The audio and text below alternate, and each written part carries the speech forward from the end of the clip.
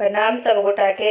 हम छी माधवी झा आ एगो सुंदर सा नचारी ल के एलहुँ हन। पसंद आयत तो लाइक करब, शेयर करब, सब्सक्राइब जरूर करब अहाँ सब।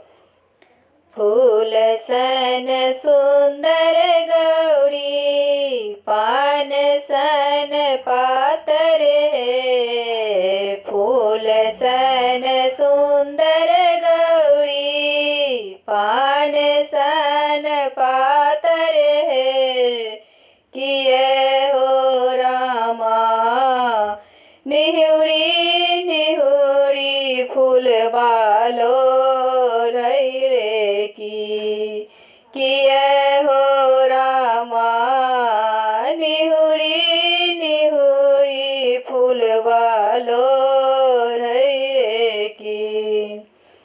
फूल सन सुंदर गौरी पान सन पातर है, फूल सन सुंदर गौरी पान सन पातर है, किए हो रामा निहुरी निहुरी फूल वालो रई रे की।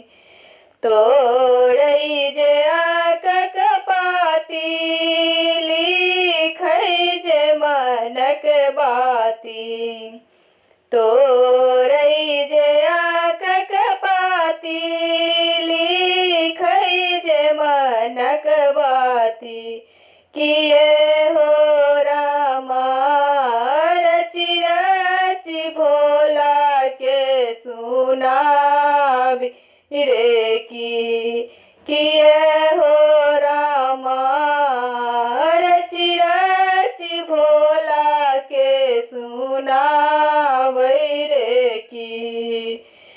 तोड़ई जे बेलक पाती खोटई जे अपने हाथे, तोड़ई जे बेलक पाती खोटई जे अपने हाथ, किए हो रामा खोटी खोटी भोला के चढ़ावई रे की, किए हो रामा खोटी खोटी भोला के चढ़ावई रे की।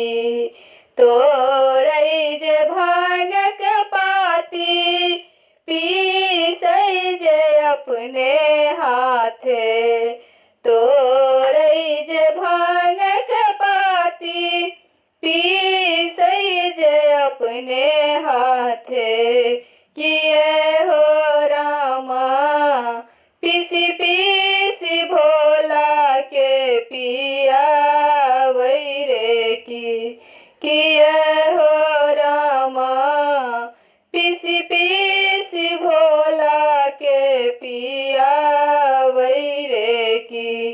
फूल सन सुंदर गौरी पान सन पातर गौरी, फूल सन सुंदर गौरी पान सन पातर गौरी, किए हो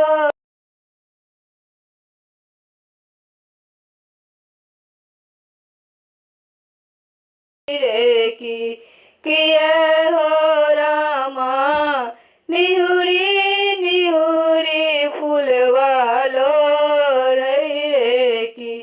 धन्यवाद।